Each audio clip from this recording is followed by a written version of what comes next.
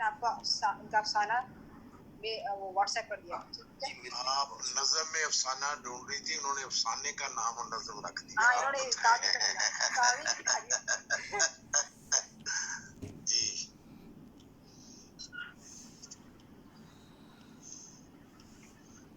تعویذ جی میں شروع کروں. جی جی ایک میں کہہ رہے اگر وہ آ جائے افسانہ سامنے تو پھر تو ساتھ ساتھ پڑھتے بھی رہیں. میں نے زوم کے اس پہ تو دے دیا ہے, چیٹ پہ دے دیا, اور انہوں نے حلقہ راویزہ کو بھی دے دیا ہے میرے ساتھ. ٹھیک ہے, ٹھیک ٹھیک ٹھیک جی. آپ لوگوں کو آواز آ رہی ہے؟ بالکل. جی ہاں. بے عنوان نظمیں. نیلے پانیوں پہ پھیلے سبز منظر پلکوں سے جدا نہیں ہوتے. نیلے پانیوں پہ پھیلے سبز منظر پلکوں سے جدا نہیں ہوتے. آنکھوں کو سنہرے خوابوں کی تعبیریں نہیں ملتی. کئی ادھوری نظموں کے عنوان نہیں ہوتے. ہنا شیرازی نے اپنی ادھوری نظم کو پورا کیا. احتشام اس کی آواز کے سحر میں کتنی دیر تک ڈوبا رہا. اس کی ریشمی زلفیں پھسل کر بار بار یارس کو چھو رہی تھی, جبکہ وہ اپنی انگلیوں سے بار بار انہیں کسی مشاق کھلاڑی کی طرح سمیٹ رہی تھی. یہ ان کی دوسری ملاقات تھی. جانے کیوں اسے وہ عام خواتین سے ذرا منفرد اور الگ تھلگ سی نظر آئی, جیسے زمانے کی تیزی نے اس کے نقش و نگار زخمی نہ کیے ہوں. سچ تو یہ تھا کہ وہ پہلی نظر میں اس کے دل کو بھا گئی, شاید اس لیے کہ ایک انسان ہونے کے حوالے سے اس میں اچھی لگنے والی ہر بات تھی. وہ اپنی لکھی ہوئی کسی نظم کی طرح سندر تھی. اور سنائیں, کیا حال ہے؟ میں ٹھیک ہوں, کوئی بات کرے نا. خاموشی کے ایک لمبے وقفے کو توڑنے کی ہمت بالآخر ایک مرد ہونے کے حوالے سے اسے اپنی ہی ذمہ داری لگی. اس کی بات سن کر خاتون کے ہونٹ تبسم سے بھیگ گئے.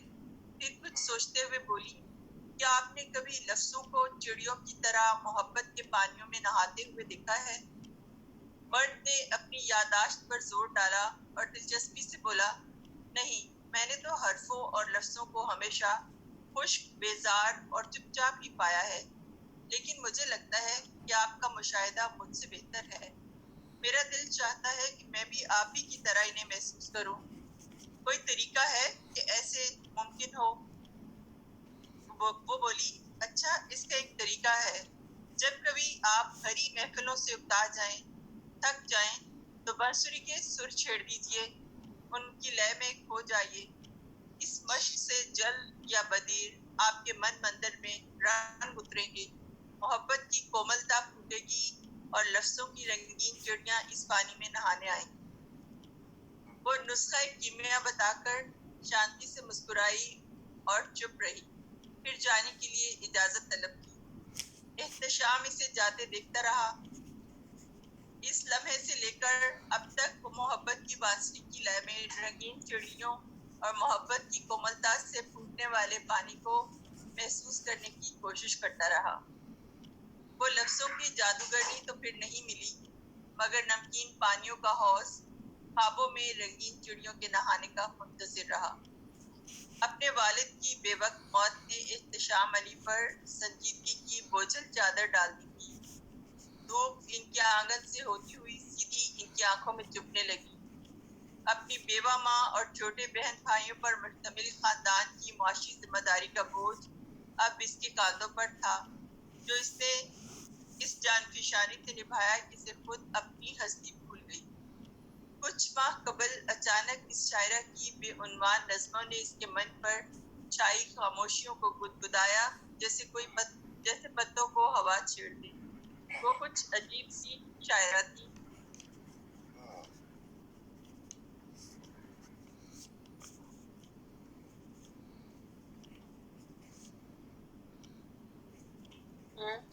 اکثر اپنی کچھ بے عنوان نظمیں شائع کرنے کے لیے ان کے روزنامے کو بھیجتی رہتی. پہل تو اس نے انہیں کچھ توجہ نہ دی, مگر ایک روز غور سے پڑھا تو ایسے معلوم ہوا الفاظ میں جادو ہے. کلام کا سحر آگی انداز تھا, سو اس کا یہی حل نکالا کہ اپنی مرضی کے عنوان دے کر انہیں اشاعت کے لیے بھیج دیں. کچھ عرصہ ایسے چلا، خاتون جواب میں سلیقے سے شکریہ کا پیغام بھیج دیا کرتی۔ ایک روز وہ دفتر چلی آئی، تعارف ہوا اور پھر یہ سرسری سی ملاقات ٹھہری، مگر اس ملاقات کے بعد کافی ماہ تک نہ تو اس کی کوئی نظم موجود ہوئی نہ خبر معلوم ہوئی۔ اس واقعے سے پہلے بھی وہ ایک اداس شخص تھا جس کی زندگی میں بہار کبھی مہکی نہیں۔ چھوٹی عمر میں ہی اس کے بابا کی موت کے حادثے نے اس سے خوشی کے سرتال چھین لیے تھے۔ نہ چاہتے ہوئے بھی بہت دنوں تک وہ اس کی باتوں کی پراسرار خوشبو کے جنگل میں بھیگتا رہا، اس کے بارے میں سوچتا رہا، اسے کھوجتا رہا۔ پہلے تو خوشی کسی طلسم کی طرح سرشاری میں بدلی، بہت دنوں تک عجیب سی کیفیت طاری رہی، پھر من بوجھل ہو کے بھاری ہو گیا۔ دوسری جانب سے کوئی اشارہ نہ پا کر وجود ایک دم ٹین کے ڈبے کی طرح بے جان اور خالی ہو گیا۔ تھک کر کے سب اڑ گیا، ہر چیز بے مقصد اور ویران لگنے لگی۔ رت بدلی اور شدت سے خواہش جاگی کہ کسی پریوش کا قرب نصیب ہو اور خوشیوں کی پریاں اس کے اطراف رقص کریں، کوئی ہو جس کا لمس اسے جنت عطا کرے۔ بے کیف زندگی کوئی کب تک جھیلے؟ آخر اندر کے شور سے گھبرا کے احتشام علی کو کسی پرسکون گوشی کی تلاش ہوئی۔ ادھر ادھر سے ناکام ہو کر اس کا دھیان اپنے بابا کی قبر کی طرف گیا۔ اس سے پہلے بھی بارہا یہ اتفاق ہوا کہ وہاں حاضری دینے سے اسے سکونی قلب مل جایا کرتا تھا۔ اس نے اپنی موٹر بائک کا رخ شہر خموشہ کی طرف موڑا، اس کا ذہن محبت، موت، ہونے اور کھونے کی گتھی سلجھانے میں محو تھا۔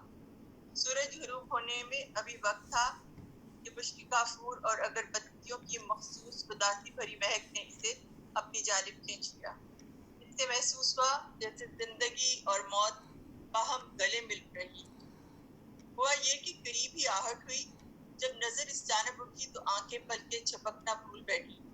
تیسری رو میں دائیں طرف کچھ فاصلے پر وہی دشمن ایمان موجود تھی، سوز کی کالی چادر اوڑے، ایک پھول سی بچی کا ہاتھ تھامے، ایک قبر پر پھول بکھیرتے ہوئے حنا شیرازی مجسم خود کھڑی تھی اور آنسو اس کی گالوں پر تواتر سے بہہ رہے تھے۔ احتشام علی ایک غیر شعوری احساس سے مجبور اس کی جانب بڑھا۔ اس نے پڑھا قبر پہ احمد شیرازی کے نام کا خطبہ تھا۔ اوہ، اس کا مطلب ہے حنا شیرازی کی نظموں کا عنوان کھو چکا۔ گہرے دکھ سے اس پر ایک انکشاف ہوا۔ محترمہ بیوہ ہیں اور غالباً ماں بھی۔ ہمدردی کی ایک گہری لہر پورے وجود میں گونجی۔ ہمدردی اور محبت کیا ایک ہی سکے کے دو رخ ہیں؟ احتشام علی نے اس سے پہلے جذبوں کے متعلق سنجیدگی سے کچھ نہیں سوچا تھا۔ جذبے تو زندگی کی ڈرائیونگ فورس ہیں، جذبہ محرکہ تو جیون کی جان ہے۔ وہ اس سمے یہاں اور رکنا نہیں چاہتا تھا، مبادا وہ اسے دیکھ کر خوش نہ ہو۔ خشک اور گیلی مٹی کی ڈھیریوں میں سوئے چند ناموں کو سلام کرتے ہوئے وہ بیرونی دروازے سے نکل چکا تھا۔ کیا حنا شیرازی اپنی زندگی میں میری شمولیت پسند کرے گی؟ پہلا مرحلہ بھی صبر آزما تھا۔ ہم دونوں حروف کے رسیہ اور حساس ہیں۔ کیا اپنی زندگی میں آپ میری شرکت گوارا کریں گی؟ حنا نے کچھ وقت مانگا۔ معاملات دل اتنی آسانی سے طے ہو جسے سوچا نہ تھا۔ سوز کے حاشیے میں نکلی زندگی سے پیاری لگی۔ کچھ دن گزرے تو اس نے اپنا دل ماں کے سامنے کھول کے رکھ دیا۔ ماں کی عدت زدہ آنکھوں میں نمی اتری۔ اپنی اولاد کے لیے مائیں دکھ منتخب نہیں کیا کرتی۔ اولاد کے معاملے میں ماں کی دل سے زیادہ کون غرض ہو سکتا ہے؟ ماں ایک بیوہ عورت کو بہو بنانے پر کب راضی تھی، جو ایک بچی کی ماں بھی تھی؟ میرے چاند کے لیے ایک بیوہ کا ہی انتخاب کیوں؟ ماں کو یہ سمجھنے میں تھوڑی سی دیر لگی کہ دکھ سکھ بانٹ لینے سے دکھ آدھے اور سکھ دگنے ہو جاتے ہیں۔ ماں کی آنکھوں میں ممتا کا سمندر تھا۔ ایک مشہور فلسفی اور دانشور کا قول کام آیا اور ماں مان لی۔ شام کا سورج ہونٹوں پہ نیم مسکراہٹ سجائے رخصتی چاہتا تھا۔ اگلے سال فلوریکلچر کے تحت گل داؤدی کی نمائش دیکھنے سے پہلے حنا شیرازی حنا احتشام بن چکی تھی۔ ایک بچی کو ماں اور باپ دونوں مل گئے تھے، بلکہ طویل اور مختصر بے عنوان نظموں کو من چاہا عنوان مل چکا تھا۔ ٹیولپ کے سلسلے دور تک مسکرا رہے۔ شکریہ، ختم کی۔ اور شکریہ ایسا افسانہ جس کو بہت آپٹیمسٹک اپروچ سے دیکھا گیا اور اس کی ایک ہیپی اینڈنگ ہی ہوئی اور الٹیمیٹلی शुक्र है कहीं तो कुछ उम्मीद और खुशी की सूरत नजर आई, तो बहुत शुक्रिया दुआ मिठाई यकीनन मिठाई खिलाने वाली बात हो गई, क्योंकि हम लोग बहुत ज्यादा नाउमीदी और यास में रहते हैं कि कुछ नहीं मिलेगा, कुछ नहीं होगा और सब कुछ रायगा है। तो दुआ के अफसाने से ऐसा बेउनवान नज़्मों को जो उन्वान मिल गया है उससे ऐसा तासुर होता है कि नहीं सब कुछ रायगा नहीं, कहीं तो कुछ सूरत हाल है ऐसी कि आप कुछ उम्मीद रख सकते हैं। और बिल्कुल पहला अफसाना था मोहब्बत वाला।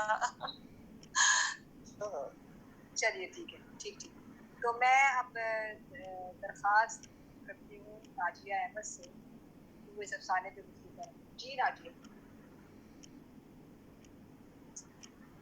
मैं असल में आपका जो पढ़ने की कोशिश कर रही थी, क्योंकि इनका थोड़ा सा मेरे से इंटरनेट कनेक्शन में मिस हो गया था, लेकिन जो मैंने पढ़ा, जो मेरे सामने आपने इसमें चैट में डाला है, उसमें जो एक चीज़ जो मुझे बहुत पसंद आई है वो ये कि बाज़ औक़ात दो लोगों को जो चीज़ करीब लाती है वो एक एहसास होता है, और इन दो जो इनके अफसाने के किरदार हैं उनको जो चीज़ करीब लाई है वो एक बड़ी मुनफरिद सी चीज़ है। उस चीज़ को हम ये नहीं कहते कि वो चीज़, हम ये कह सकते हैं कि वो चीज़ एक कॉमन चीज़ होगी।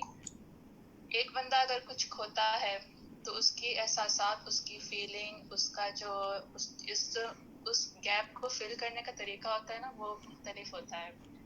और उसी तरह का अगर कोई और किसी चीज़ को खोता है, किसी चाहने वाले को, किसी अपने प्यारे को, तो वो उस खला को डिफरेंट तरीके से लेता है। इनके अफसाने में जब ये दोनों किरदार जो भी खोकर एक मकाम पे जो आए हैं उसको उन्होंने बहुत खूबसूरती से बयान किया है, और ये चीज़ अच्छी लगी कि जो एक एहसास जो कि एक आखिर में कॉमन बन चुका है वो इन दोनों किरदारों को करीब लाने का बाइस बना है। थोड़ा सा मैं और पढ़ लूँ, फिर मैं कुछ और कहना चाहूँगी। ठीक है। तो इस जो ये एक कहा जा सकता है कि ये एक लाइट मूड में लिखा हुआ रुमानवी अफसाना, रुमानवी तो नहीं क्या आप कहेंगे इसको, एक मोहब्बत और ताल्लुक की सदा को महसूस किया का अफसाना है। और जब हम रुमानवी कहते हैं तो ये बहुत तहरीक है, इस पर कभी गुफ्तगू इंशाल्लाह ज़रूर होगी कि रुमानवी तहरीक से वो रुमानवी की और भी डेफिनेशन। तो मैं दरख्वास्त करूँगी डॉक्टर उमैर अहमद खान हमारे साथ मौजूद हैं। डॉक्टर उमैर अहमद खान, आपने इस अफसाने को सुना, पढ़ा, कुछ बात करना चाहें?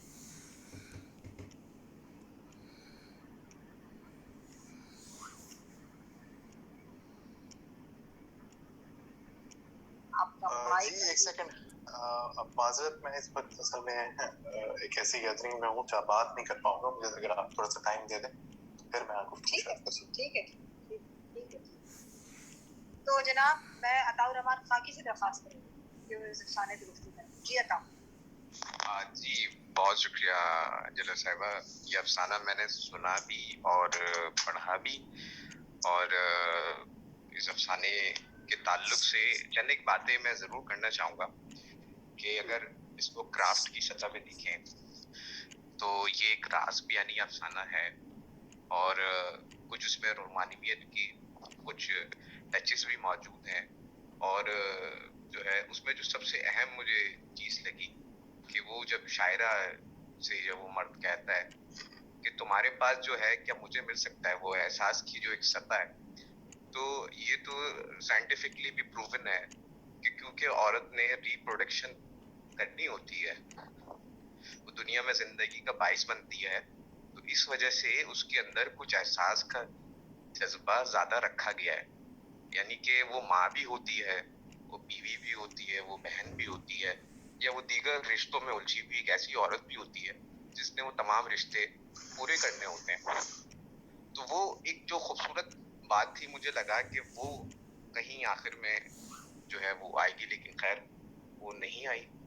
अच्छा, ये इस अफसाने का अगर मौजू के ताल्लुक से देखें तो इसका मौजू काफी पॉपुलर फिक्शन के करीब है, बेहद माजरत के साथ मैं ये बात कह रहा हूँ, लेकिन इसकी खूबसूरती ये है कि जिस तरीके से अफसाना निगार ने इसको क्राफ्ट किया है, तो अब ये जो है वो पॉपुलर फिक्शन तो मैं नहीं कहूँगा, नहीं रहा, लेकिन और उस क्राफ्ट की वजह से ही कहीं ये संजीदा अदब में जरूर आ जाता है। और रास बियानी के ताल्लुक से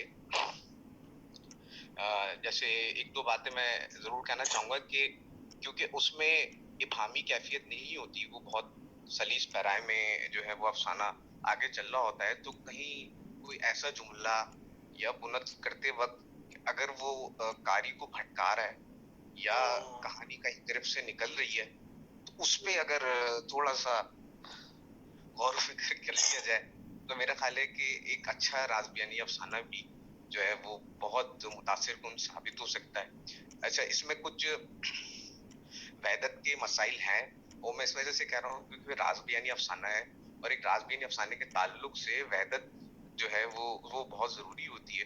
तो इसमें दो तीन मसाइल तो हैं कि वो शायरा की जो महसूसात हैं या उस मर्द की जो है फिर वो शादी हो जाना या और फिर वो बेवा हो जाना और फिर वो मकूला आखिर में आता है एक फलसफी का और फिर उनका आपस में मिल जाना, तो बज़ाहिर तो ये बहुत हल्की फुल्की कहानी महसूस होती है, लेकिन इसमें एक वहदत का एलिमेंट जरूर आ जाता है कि इस अगर ये एक राज बियानी अफसाना है तो इस फिक्शन में यानी कि मकसद के ताल्लुक से जरूर लिया गया है, इसमें एक मकसद वाला एलिमेंट आ जाता है जो अच्छी खूबी भी है और मैं कहूँगा कि खामी भी है।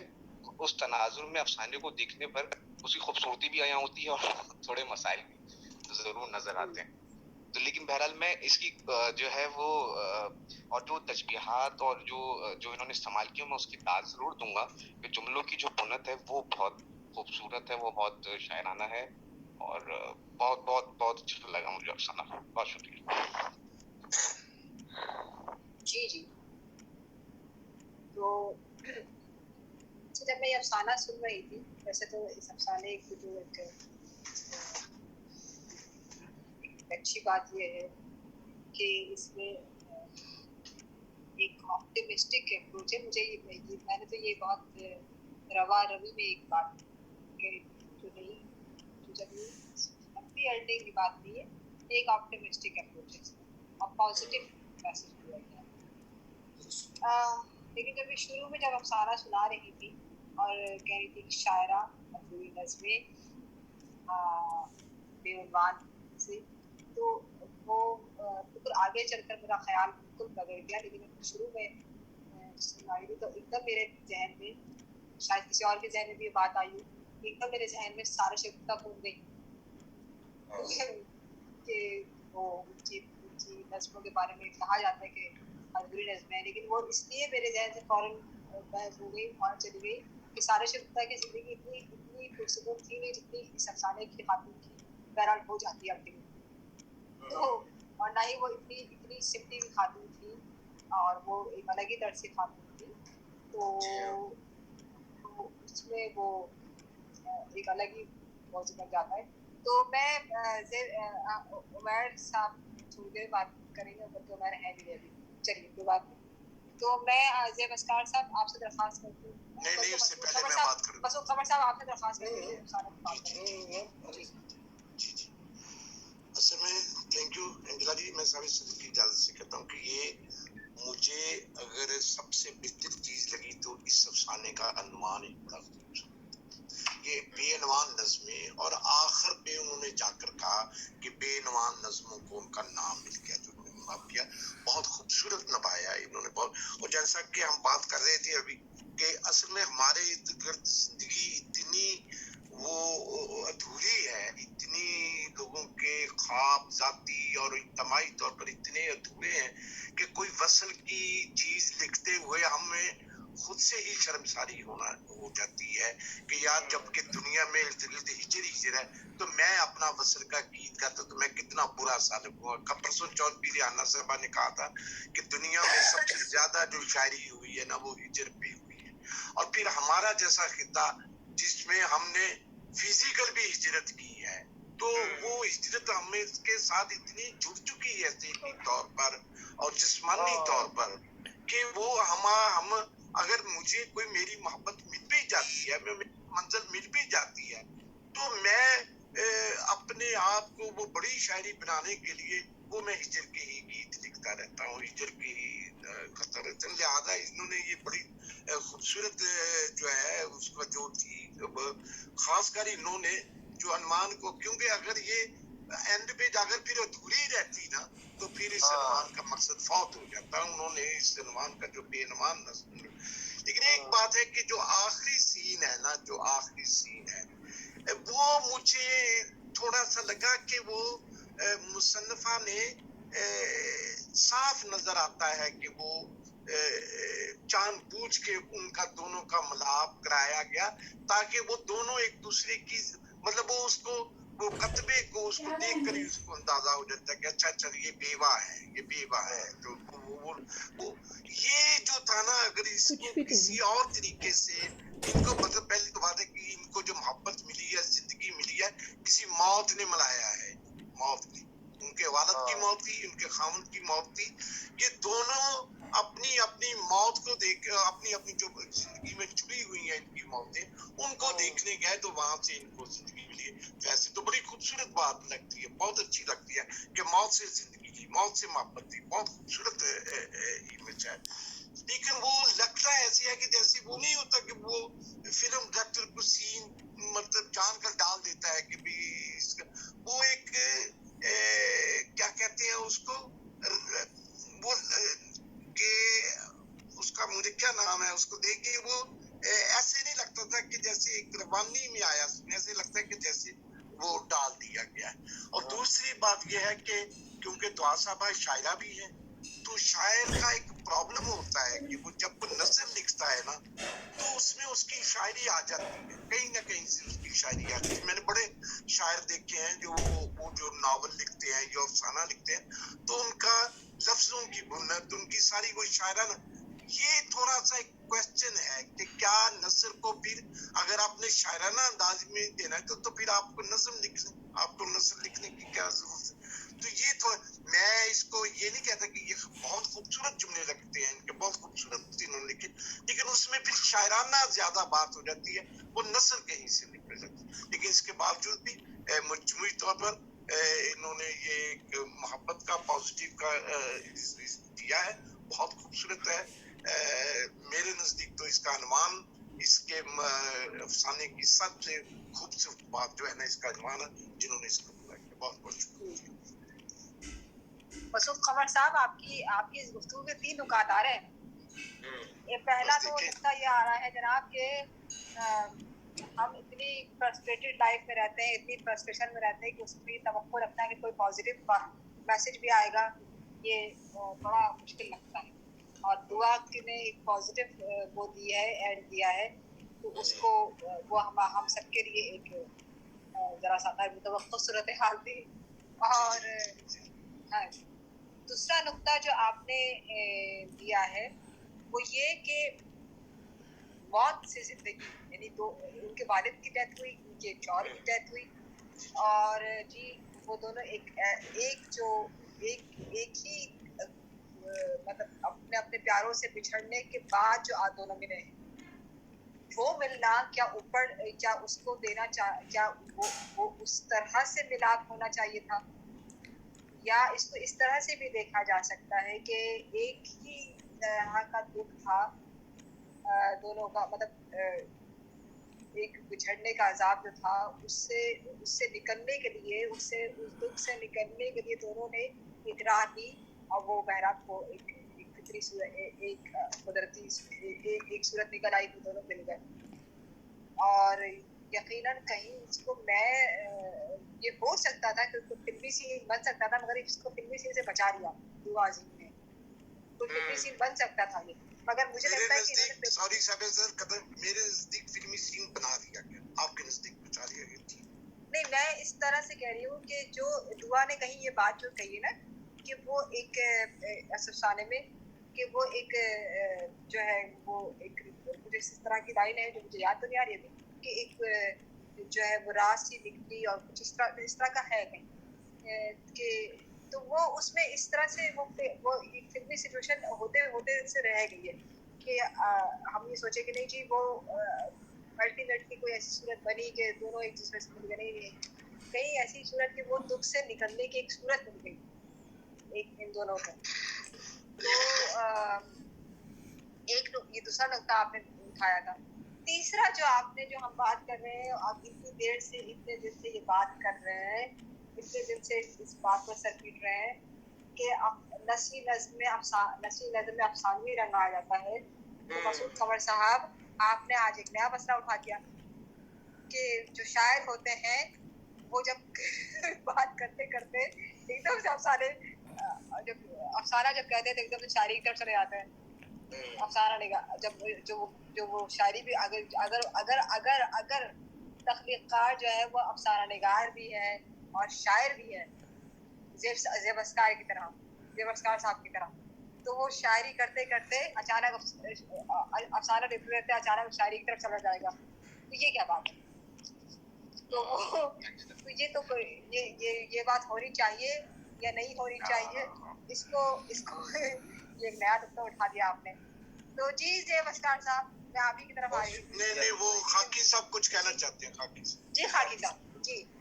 अगर इजाजत हो जनाब सदर की, तो इस ताल्लुक से मेरे इल्म में एक बात है, वो मैं शेयर करना चाहूँगा आप सब अहबाब से कि शायर नसर लिखे या नसर निगारी नसर लिखे, तो नसर और शायरी बहुत अलग अलग चीज़ें हैं। उनके स्टैटिक्स अलग है, उनके लिखत का तरीका अलग है। और नसर में शेरियत नहीं पैदा की जा सकती, ये मैं आपको शर्ती एक बात कह रहा हूँ। नसर में शेरी आहंग पैदा हो सकता है, नसर में शेरियत नहीं पैदा हो सकती। यानी कि उसमें वो जो शेरी आहंग की जो एक मौसीकियत है या खूबसूरती है वो पैदा हो सकती है नसर में, लेकिन शेरियत नहीं पैदा हो सकती। उसका शेर का अपना एक अंदाज है, अपना एक लुत्फ है। तो बस ये मैं एक बात बताना चाह रहा था कि मेरा ये इस तरीके से इसके बारे में सोचना है। और इसकी मैं मिसालें भी इस तरीके से दे सकता हूँ कि अगर आप बोलें कि ऐसे तजुर्बात क्या हुए नसर के ताल्लुक से, तो इसमें 2-3 नाम हैं। जैसे बलराज मीनराय, ठीक है, उनके जो अफसाने कॉम्पोजिशन सीरीज खास तौर पर, उसमें आपको मखसूस शेरी आहंग मिलेगा। आप बोलेंगे कि आप नसर नहीं पढ़ ले बल्कि एक किताब शायरी पढ़ ले, ये आपको फील होगा, लेकिन वो बहरहाल नसर ही रहती है। या अनीस नागी के जो है वो अफसानों में कुछ ऐसी सूरत हाल है, और अहमद हमेश क्या कुछ अफसानों में मैं कह सकता हूँ कि वो वाली सूरत हाल है, लेकिन वो शेरियत नहीं है, वो शेरी आहंग है, उनके उसलूब का एक हिस्सा है वो चीज। तो बस मैं ये बताना चाह रहा था। बहुत शुक्रिया। मैं भी साबित सदर ये नहीं कहा था कि वो शेरियत है, मैंने कहा था कि वो शेरी आहंग आ जाता है। और ये एक जगह पे मेरे नजदीक हो सकता है किसी की एक नुक्स होता है कि वो नसर में जो है ना, ये डॉक्टर वहीद की नावल पे मैंने सबसे पहले इतराज ये किया था कि उनके नावल में, क्योंकि वो बड़े नसर निगार है, बड़े खूबसूरत नसर निगार है, उनमें वो उनकी वो पूरा एक सफे का सफा जो ऐसे लगता था जैसे नज़म की तरह। ये था बस, बाकी आके बहस नहीं कर रही हमने, वैसे मैंने ठीक है। तो अच्छा, एक चीज मैं आप लोगों से बताना शेयर करना चाह रही हूँ, ज़ेब साहब की तरफ भी आती हूँ। जब हम जैसे ज़ेब साहब ने अपने नावल में उसका तज़किरा भी किया है, जब हम शकुंतला पढ़ते हैं या गाड़ी शूद्र नाटक पढ़ते हैं, आप हिंदी क्लासिक्स में देखिए, यूनानी क्लासिक्स की बात नहीं कर रही हूँ, हिंदी क्लासिक्स की बात करें, संस्कृत क्लासिक्स, उसमें जो सारे मसाइल चल रहे हैं, बहुत सारे मसाइल हैं, बहुत सी उलझने हैं, बहुत से मसाइल हैं, लेकिन अल्टीमेटली जो एक इक़्तिदाम होता है वो पॉजिटिव, वो विलन का है,